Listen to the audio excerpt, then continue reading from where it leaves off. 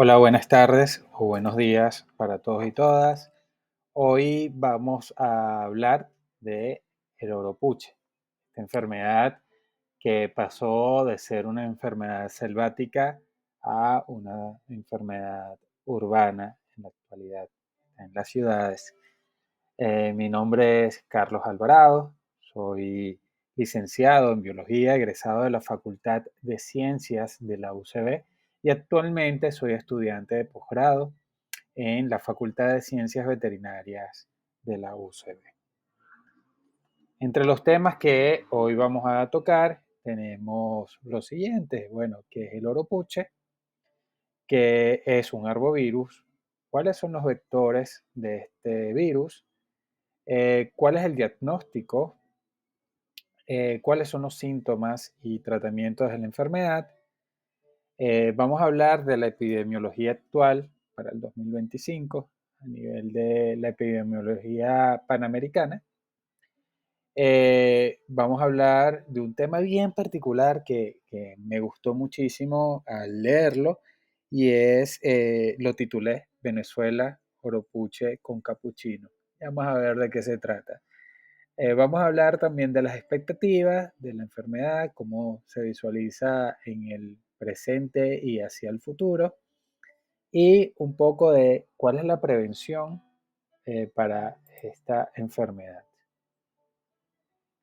Bueno, tenemos que el loro puche es una enfermedad infecciosa febril causada por un arbovirus del género Ortobullanvirus, perteneciente a la familia Peribullanviridae. La propagación de esta enfermedad se vincula con diversos factores ambientales y humanos, tales como el cambio climático, que ha intensificado las precipitaciones y la temperatura, también la deforestación y la urbanización, que ha afectado los hábitats naturales de los vectores y los hospedadores, y esto ha favorecido la interacción entre ellos y un aumento en el riesgo de la transmisión. Fíjense, casos particulares como el caso de Venezuela, donde ya vamos a ver más adelante, se han reportado muy pocos casos de esta enfermedad, pero sí estamos viendo que hay un daño ecológico en cuanto a la minería. Según un reporte de la ONG SOS Orinoco, tan solo entre el año 2023 y 2024 se deforestaron 80.000 hectáreas de bosques en nuestro país. Esto trae como consecuencia propagación no solamente de algunos vectores, sino de muchas enfermedades relacionadas a la deforestación. ¿Qué es un arbovirus? Bueno, en este caso, los arbovirus son virus transmitidos por artrópodos. Este nombre proviene de Arthropod Borne Virus, es decir, virus transportados por artrópodos. Otros arbovirus que conocemos, que son muy comunes y que los escuchamos con frecuencia, son el dengue, que es proveniente de Asia y África, el Zika, que es africano, el chikungunya, que es africano, la fiebre del Nilo occidental, que es africana, y la fiebre amarilla, que tiene un origen tanto africano como suramericano. En el caso del joropuche, es un virus americano. De hecho, el primer reporte del virus fue a través de una persona infectada en Trinidad y Tobago. Esta persona era un guardaparque del río Oropuche en Trinidad. Entonces, por eso debe su nombre a esa localidad. De ahí es donde viene el nombre de Oropuche. Características del virus del Oropuche. Bueno, ahí podemos ver en la figura A, en esa representación gráfica de la estructura viral del oropuche, que es un virus esférico con envoltura lipídica, de la cual sobresalen puntas triméricas compuestas por las glicoproteínas GN y GC. En su interior, además, podemos observar que posee 3 segmentos de ARN genómico, cada uno en forma de mango sartén.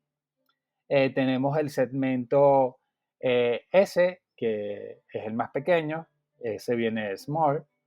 Tenemos el segmento M, que es el mediano.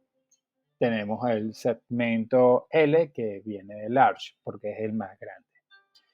En cuanto a en el gráfico, podemos ver en la representación B, hay una representación gráfica del genoma viral del oropuche, en donde vemos el segmento S, que posee dos marcos de lecturas abiertos, sobrepuestos, que codifican para nucleoproteínas. En este caso, para la nucleoproteína N y una proteína no estructural llamada NS. El segmento M codifica una proteína que al ser modificada posttraduccionalmente genera las glicoproteínas GN y GC, las cuales son proteínas estructurales. La vamos a tener en este caso en la capa lipídica de este virus. Y también hay una proteína no estructural que es la NSM. Y finalmente el segmento L codifica para la ARN polimerasa dependiente de ARN. Ahí la podemos ver en cada uno de los segmentos codificantes. Fíjense, la nucleoproteína N interactúa con el ARN viral y forma tres complejos de ribonucleoproteínas que modelan la nucleocápside manteniendo la integridad del genoma viral. La NS cumple múltiples funciones en el ciclo de replicación viral y es uno de los principales factores de virulencia del virus, valga la redundancia. Y GN y GC forman un complejo de puntas triméricas que sobresalen de la envoltura viral que median la entrada y el ensamble y la liberación del virus desde las células del hospedador. En cuanto a los ciclos de transmisión, tenemos dos ciclos, uno selvático y uno urbano. Aún no están totalmente elucidados y requieren mayor investigación, pero en principio en el ciclo selvático el virus se mantiene en circulación usando reservorios como aves y algunos mamíferos como el oso perezoso de 3 dedos, los monos capuchinos de cara blanca y los roedores. Los vectores conocidos de este virus son los mosquitos Coquiletidia venezuelensis y Aedes serratus. Se atribuye la transmisión hacia los ciclos urbanos a diversos factores como el cambio climático que favorece la expansión del área de distribución de los vectores y la deforestación y actividad humana intrusiva. En el ciclo urbano, los humanos interactúan con los principales huéspedes amplificadores y se ha encontrado al mosquito Culicoides paraensis como el vector principal. Entonces, en conclusión, en el ciclo selvático son las aves y los mamíferos los principales hospedadores de esta enfermedad, y en el ciclo urbano es el humano el principal hospedador. Ok, ahora vamos a hablar un poco de la fisiopatología de esta enfermedad. Bueno, en primer lugar, tenemos la entrada y diseminación viral, donde hay una inoculación, la cual comienza cuando el insecto, en este caso, infecta al humano a través de la picadura, inoculando el virus en la piel. Luego hay una replicación inicial y en esta se cree que las células dendríticas y los macrófagos en el sitio de la picadura son las primeras células infectadas. El virus comienza además a replicarse en estas células. Luego hay una etapa de viremia. Desde el sitio de la infección del virus se disemina a través del torrente sanguíneo, lo que se conoce como viremia. Durante esta fase, el virus puede alcanzar diversos órganos y tejidos y la viremia en humanos es generalmente de corta duración, lo que dificulta el diagnóstico molecular temprano. Luego viene el tropismo celular y la replicación sistémica, donde las células endoteliales, luego de la infección de las células que recubre los vasos sanguíneos, puede esta contribuir a la permeabilidad vascular, lo que podría explicar algunas de las manifestaciones hemorrágicas leves observadas en algunos casos, aunque no es característicamente predominante en el caso del oropuche como es en el caso del dengue. En cuanto a las células sanguíneas, el virus puede infectar una vez que entra en el torrente sanguíneo a los monocitos y a los macrófagos, a células del sistema inmunitario que al infectarse pueden actuar como un caballo de Troya transportando el virus a través de barreras biológicas como la barrera hematoencefálicas. En cuanto al tejido muscular y articular, la replicación viral en miocitos y en células de articulación, que son responsables, en este caso, de algunas sintomatologías como la mialgia y la artralgia. El daño directo en estas células o la respuesta inflamatoria local contribuye a el dolor, a esos dolores a veces musculares o dolores articulares. En cuanto al sistema nervioso central, aunque es menos frecuente en pequeños porcentajes de pacientes, el virus puede atravesar la barrera hematoencefálica e infectar el cerebro y la meninge, causando meningitis aséptica o encefalitis. Los mecanismos exactos de cómo el virus puede entrar al sistema nervioso central no están completamente dilucidados, pero se postula que puede ser a través de células inmunes infectadas que cruzan la barrera o por alteraciones directas de la misma. En otros órganos se ha detectado el ARN viral, como en hígados de modelos animales, sugiriendo una infección sistémica más amplia que puede atribuir a la fatiga y al malestar general. En cuanto a la respuesta inmune del hospedador, recordemos que tenemos una respuesta inmune innata y una adaptativa. En el caso de la innata, la infección viral desencadena la producción de interferón, particularmente del tipo 1, que son las primeras líneas de defensas antiviral. Sin embargo, en el caso del oropuche, como otros ortobunjanvirus, posee proteínas no estructurales como la NSS y la NSM que pueden evadir o antagonizar la respuesta del interferón, lo que le permite replicarse eficientemente en las primeras etapas de la infección. ¿Se acuerdan de esas proteínas no estructurales? Bueno, aquí es donde está la función de las mismas.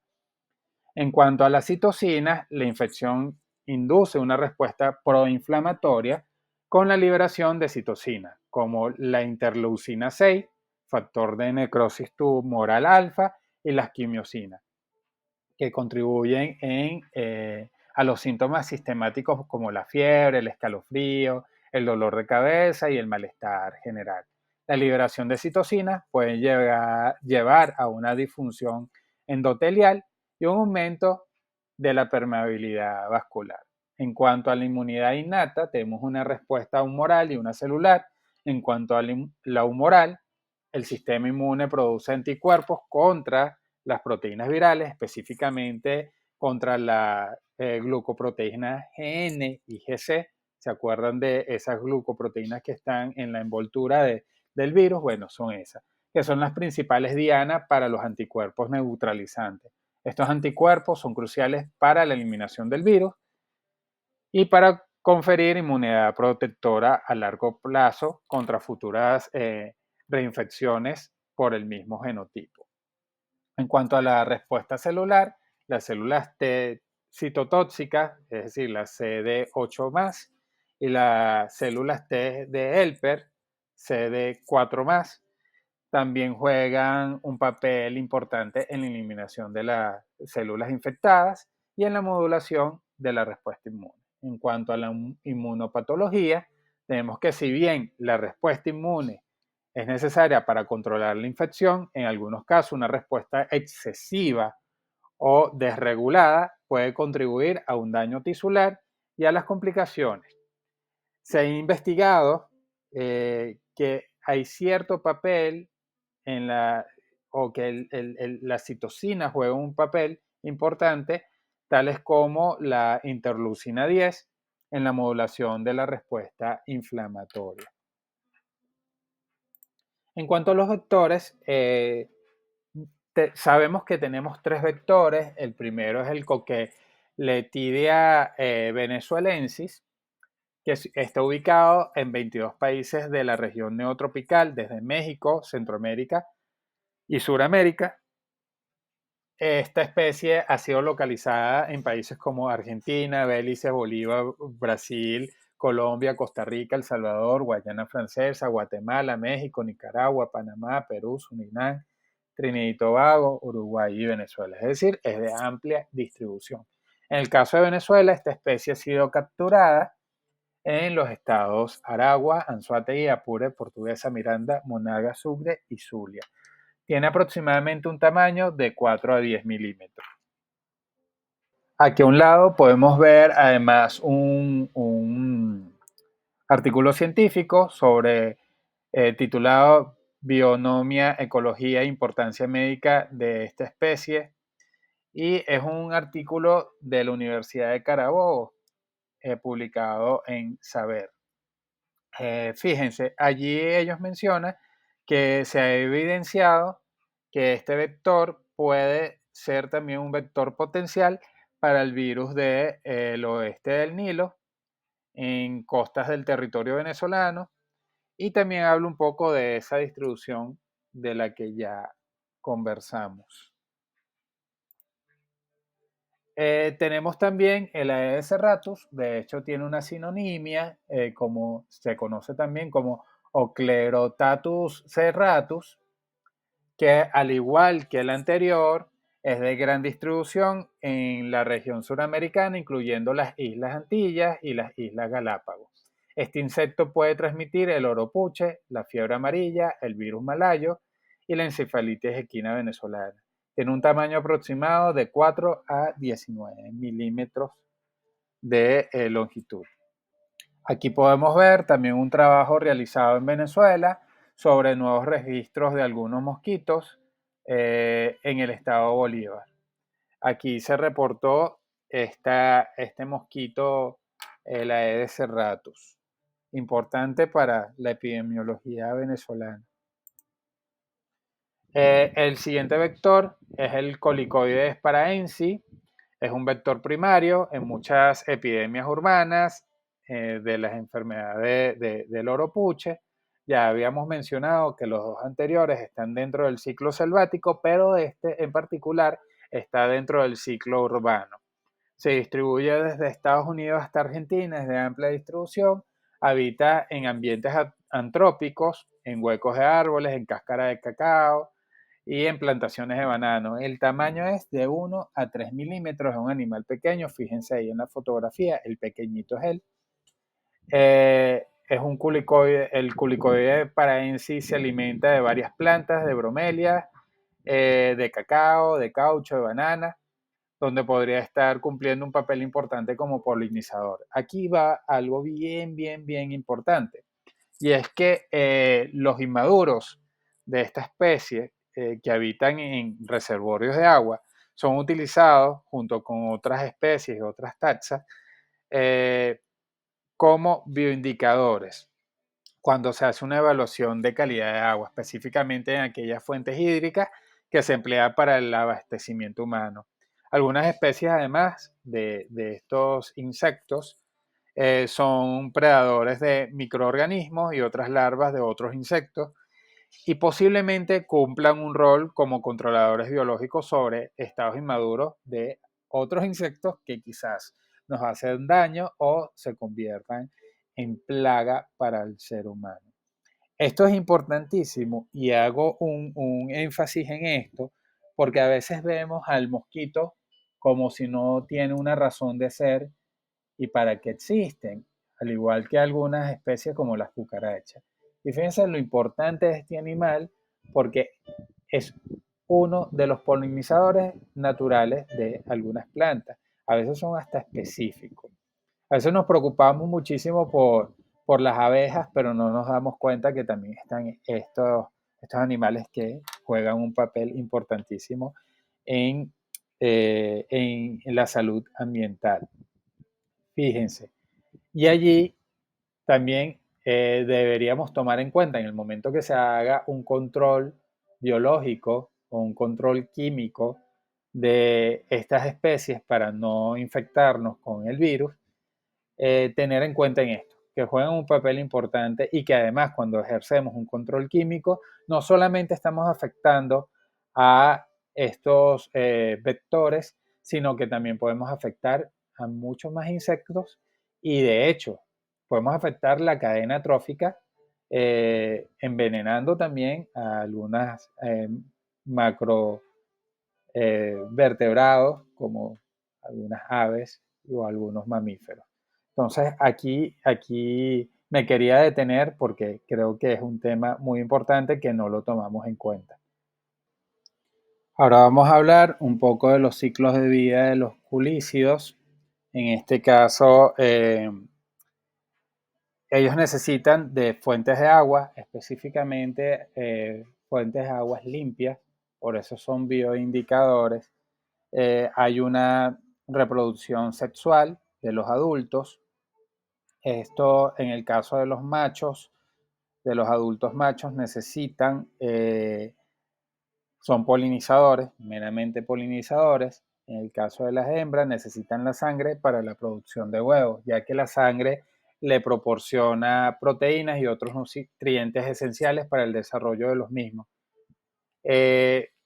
Los machos, como les mencioné, se alimentan son polinizadores, pero se alimentan del néctar de las flores y de algunos jugos de la planta. Una vez que la hembra se alimenta de sangre, llega a los depósitos de agua, ovoposiciona, colocan los huevos en agua limpia. Al pasar un tiempo, que es un tiempo aproximado de menos de una semana, comienzan a emerger las larvas. Tienes diferentes estadios larvarios, el primero, el segundo, el tercero y el cuarto.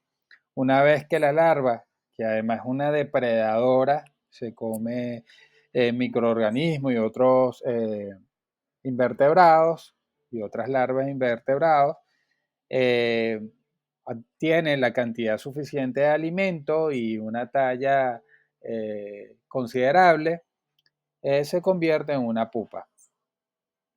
Y luego de la pupa, al pasar un tiempo, que esos son unos 4 o 5 días, y la pupa está en estado de latencia, un estado latente donde no se alimenta, sino todo el metabolismo va para la metamorfosis, esa transformación del cuerpo, emerge el adulto de la pupa. En el caso, y bueno, aquí comienza de nuevo el ciclo. Esto es una metamorfosis completa o conocida técnicamente como holometabola, donde no hay, sino hay una transformación de una larva, una pupa y de un adulto. Hay metamorfosis incompletas, como es el caso de la cucaracha, donde no hay una pupa, sino que son ninfas en este caso. El huevo, están las ninfas y luego llega a un estadio adulto.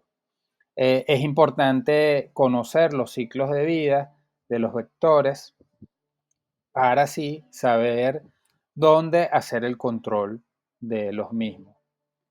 En este caso, algunos de los controles que se toman es el tema de el cuidado de las aguas, aplicar algunos químicos como el abate o cloro al agua para evitar la propagación de las larvas. Otra de las medidas de control es introducir, en este caso, machos infértiles a la naturaleza y así los huevos de las hembras son infértiles. Entonces, bueno, eso creo que es un punto importante. desde el punto de vista de dónde ejercer el control del vector. Ahora vamos a hablar un poco del diagnóstico. Fíjense, no existen pruebas rápidas comerciales ni inmunoensayos para la detección de la enfermedad. Dada también la presentación clínica, que es similar a otros arbovirus como el dengue y el chikungunya, la enfermedad del virus de Oropuche a menudo no se reconoce o se diagnostica erróneamente como si fuese un dengue o un chikungunya. La mejor manera del diagnóstico es a través de PCRs, es decir, tenemos el PCR en tiempo real y el PCR con transcriptasa inversa. Son las mejores maneras para diagnosticar esta enfermedad. Sin embargo, también se puede hacer algún tipo de diagnóstico mediante pruebas de serología a través de la búsqueda de anticuerpos de inmunoglobulina M e inmunoglobulina G en muestras de suero o plasma producido entre la primera y la segunda semana de la enfermedad.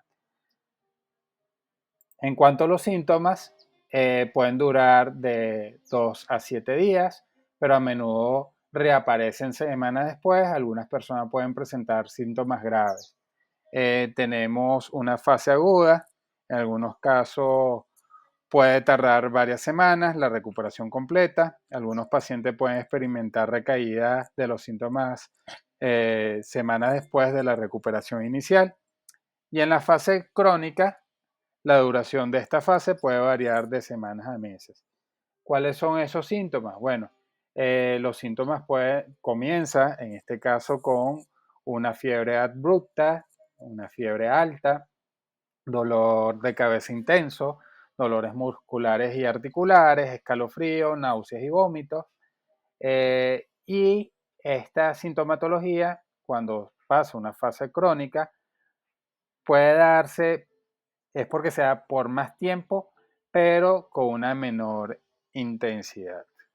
Entonces fíjense que son casi similares a la sintomatología del dengue y de otros arbovirus, por tal razón se confunden.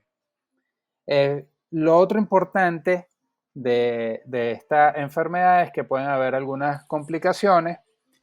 En el caso de la meningitis y encefalitis son casos raros, pero es cuando hay una invasión del sistema nervioso central por parte del virus y la consecuencia es la inflamación de las meninges. Y esto causa síntomas neurológicos como rigidez de la nuca, alteración del estado mental, convulsiones o focalización neurológica. En el caso del embarazo, aunque la evidencia es limitada, se han reportado asociaciones con muertes fecales, abortos espontáneos y posible microcefalia, lo que indica un potencial de transmisión vertical y un efecto teratogénico, similar a lo que uno puede observar además en algunas enfermedades como el Zika. También tenemos el síndrome de Guillain-Barré, que se ha investigado posible asociación con este síndrome neurológico, que además es un síndrome autoinmune postinfeccioso. En cuanto al tratamiento, bueno, en primer lugar, el paciente debe ir a un médico y además, si queremos saber si es o no es Oropuche, hay que hacer una prueba o serológica, ya lo vimos las primeras 2 semanas, o una prueba molecular. ¿Dónde se puede hacer la prueba molecular para diagnosticar Oropuche? En Venezuela, el diagnóstico se hace a través del Instituto de Higiene. Es el único ente encargado de hacer diagnóstico de Oropuche en nuestro país.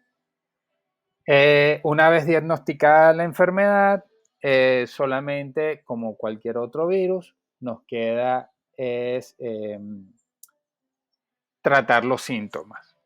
Para ello requerimos de reposo, que es fundamental para la recuperación, Hidratación constante, esto para evitar deshidratación específicamente causada por sudoración y la fiebre. La atención médica si los síntomas empeoran o si presentan complicaciones como meningitis aséptica, o si se requiere algún tipo de atención hospitalaria.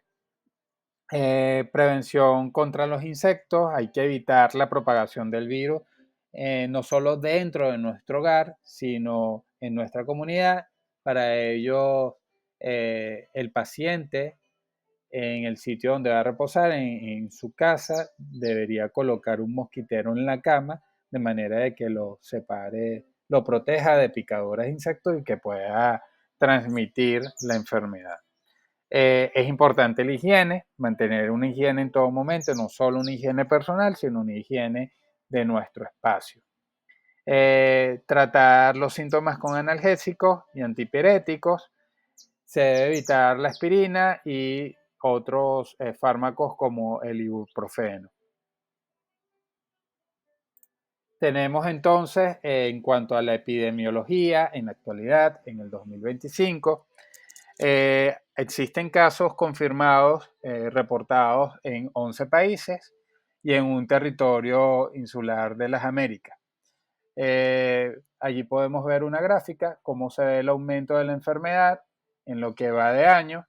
Si lo asociamos a que es una enfermedad principalmente selvática, que se ubica principalmente, valga la redundancia, en la Amazonía, y lo relacionamos con los climadiagramas del Ecuador, de la línea del Ecuador, nos podemos dar cuenta que es un virus que está asociado a las temporadas de lluvia, es decir, a las salidas de agua y llegada de la temporada de lluvia. Existen algunos casos, bueno, en total, para el 2024, se han reportado 16.239 personas infectadas por este virus, y para el 2025 hay un aumento. Aquí se puede ver también cómo aumentó para el 2025, finales del 2024, comienzo del 2025, hay un repunte y se han confirmado hasta la semana epidemiológica 4, 3.765 personas. En cuanto a los casos en investigación de transmisión vertical, la infección se han reportado para el 2024 en Brasil algunos casos, en total 5 casos confirmados, 4 de ellos con una muerte fetal y un caso de anomalía congénita producto de esta enfermedad.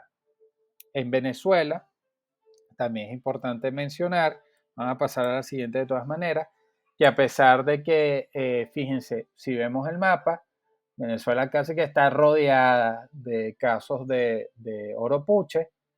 Sin embargo, en Venezuela fue en el 2025 que se reportaron apenas 5 casos.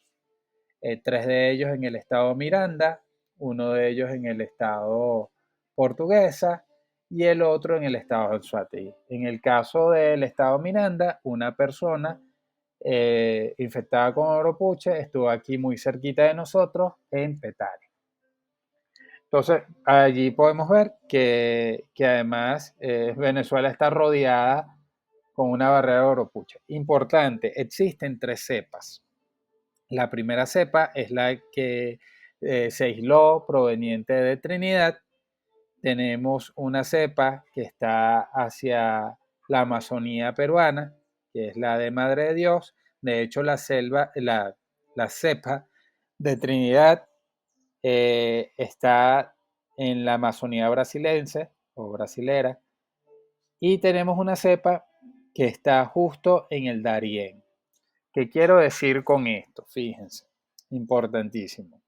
Venezuela, por todo el problema que vivimos, tanto político, social, económico, etcétera, etcétera, muchas personas han migrado fuera del país y la ruta de migración ha sido la selva de Darién. Sin embargo, en Panamá son muy pocos los casos de infección para lo que debería ser, ¿sí? Apenas para el 2025 se han reportado 16 casos en Panamá. Pero en la actualidad hay muchos migrantes que están regresando a Sudamérica, específicamente los migrantes venezolanos, y están pasando por la selva de Darién. ¿Qué quiero decir con esto? Que muy probablemente los casos en Venezuela aumenten. La cuestión está en el diagnóstico. Sí, si no hay más, si no solamente está centralizado el diagnóstico en el Instituto de Higiene, no vamos a saber si de verdad en el país hay un brote o no de oropuche y quizás lo estaríamos confundiendo con otros arbovirus, específicamente con el dengue. Ok, ahora vamos a hablar de este tema que cuando lo leí me emocionó muchísimo porque el profesor, el principal autor, es el profesor Juan Carlos Navarro, un profesor de la Facultad de Ciencias de la Escuela de Biología e investigador del Instituto de Zoología y Ecología Tropical. Lamentablemente también por el tema del éxodo venezolano, perdimos un gran investigador porque él hoy en día trabaja en Ecuador. Y bueno, se ha enfocado en el estudio del oropuche. Este hombre es un entomólogo, uno de los más brillantes de Venezuela, de verdad, y un excelente profesor. ¿Qué pasa por qué lo titulé Oropuche con capuchino? Fíjense. En Venezuela la primera vez que se diagnosticó o que se reportó la enfermedad fue en Anzoátegui. Y eso fue a causa, vamos a ver en qué sector fue, fíjense, fue aquí, en este sector muy cercano, fronterizo con el estado Bolívar, en Atapigrire, y fue por la muerte masiva de monos capuchino cara blanca. En este caso, este artículo describe ese hallazgo que es importantísimo para la virología y las enfermedades tropicales en Venezuela. Además, se pudo aislar el material genético y se pudo observar que el virus que, que estaba en las muestras de sangre era la cepa de Madre de Dios, es decir, la cepa que está al sur del Perú. Este hallazgo además demostró que el virus se está extendiendo geográficamente a pesar de que solamente se creía que estaba en Perú. Entonces, fíjense lo importante, además de estudiar la fauna silvestre, de hacer un monitoreo constante de los animales y de la importancia de trabajo de personas como el profesor Alexander Blanco, que en este caso trabaja con Aguilar Pía y que, bueno, nos acompaña en este curso, porque no es solamente estudiar la especie por estudiarla o porque piensen de que somos animalistas o come flores, sino que de verdad hay una importancia para poder conocer qué está sucediendo con la fauna a nivel epidemiológico en nuestro país y bueno, en el mundo. Y eso sumado a la conservación de los mismos.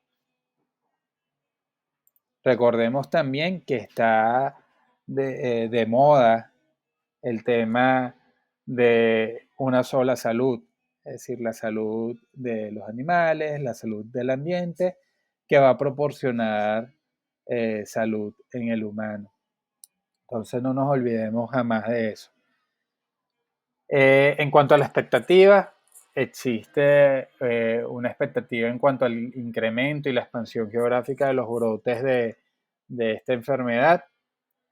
Hay un aumento no solamente en la región de los países amazónicos y orinocenses, sino hay un aumento fuera de, de esta región amazónica y existen reportes además de casos importados de personas que viajan a Sudamérica y bueno, se van con su virus de regalo a otros países y bueno, muy probablemente infecten, si se encuentra en su país algún vector potencial, infecten y diseminen la enfermedad en el país.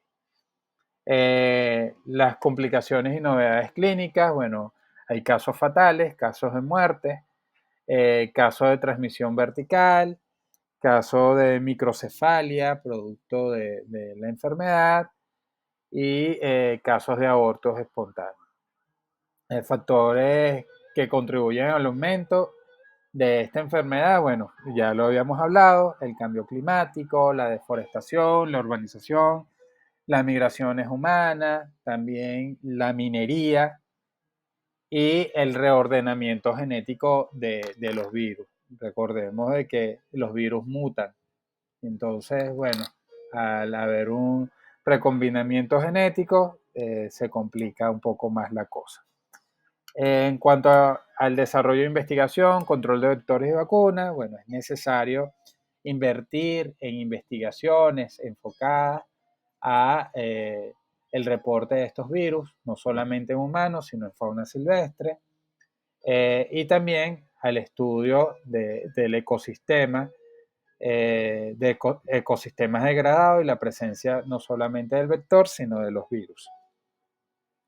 Pero para eso hace falta dinero y en este caso para Venezuela, aun cuando lo han vendido en los últimos años muy bien, que están invirtiendo en ciencia, no están invirtiendo en nada realmente. Se pasan por concursos que al final favorece a una minoría y a gente que a ellos les conviene. Pero bueno, aquí no vinimos a hablar de política, sino de la enfermedad. Seguimos. En cuanto a la prevención, es importante utilizar repelente de insectos. Yo les puedo recomendar uno que para mí siempre me ha funcionado, que como siempre estoy en el llano y creo que es el que está más adaptado a, a Venezuela, y es el repelente en crema avispa. A mí siempre me funciona. De hecho, me funciona muy poco, pero creo que es el mejor, el repelente avispa. Utilizar ropa protectora, en este caso ropa manga larga, tratar de no usar ropa oscura porque atrae muchos más insectos. Y pantalones manga larga también, de colores claros, por favor. Exposición al contagio, evitar la exposición. En este caso, si vamos a una zona donde hay muchos zancudos y presumimos que puede haber algún virus, entonces es bueno dormir con mosquitero. Es necesario además eliminar algunos criaderos de mosquitos. Ahí podemos ver, por ejemplo, los cauchos viejos, que por lo general la gente no sé qué, qué atracción tiene por los cauchos viejos, pero uno va al campo y puedes ver que en los patios hay un montón de cauchos viejos que no sirven para nada y andan acumulando agua y mosquitos, por supuesto, son los criaderos preferidos de estos animales. Bueno, a manera de conclusión, para cerrar, la situación actual del oro puche presenta un cambio significativo y preocupante en el panorama de las enfermedades infecciosas en las Américas. Lo que antes se consideraba una enfermedad febril esporádica y relativamente benigna, confinada solamente a la cuenca del Amazonas, ha emergido como una amenaza para la salud pública en expansión, con un aumento dramático en el número de casos y una dispersión geográfica a nuevas áreas. El virus de Oropuche ya no puede ser ignorado. Se ha convertido en una prioridad de la salud pública en algunos países, menos Venezuela, y su monitoreo y control será crucial para mitigar su impacto potencial en la salud y el bienestar de las poblaciones en la región y más allá. Es importante también mencionar que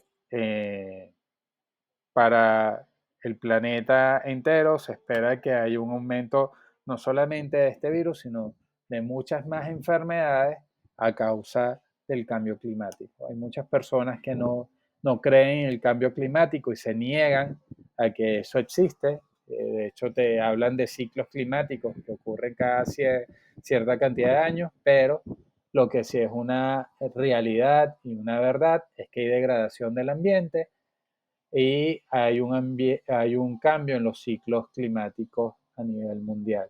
Eso sí no se puede negar y todo esto es a causa de las actividades humanas. Muchísimas gracias por su atención. Quedo atento a sugerencias, preguntas, dudas, comentarios. Eh, y bueno, aquí seguimos aprendiendo de salud pública y combinando la salud pública con lo que me gusta y lo que me apasiona, que es la ecología y es mi rama. Muchísimas gracias a todos. Hasta luego.